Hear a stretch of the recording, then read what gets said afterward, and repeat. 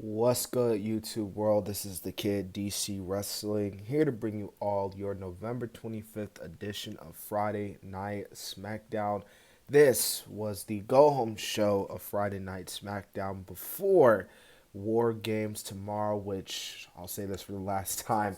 If you haven't checked out my WWE Survivor Series War Games preview and predictions, go check it out if you can, of course.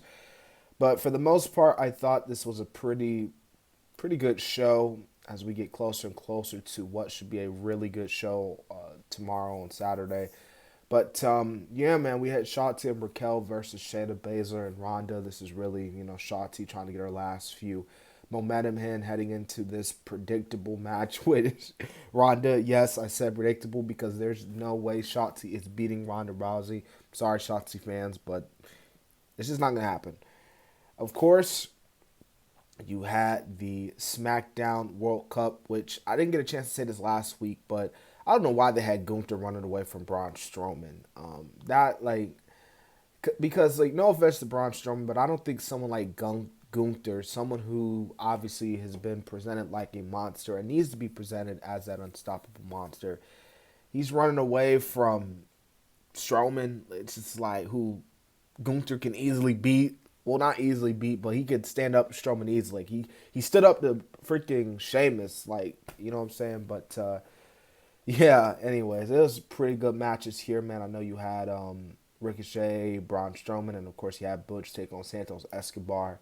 So pretty good stuff all around.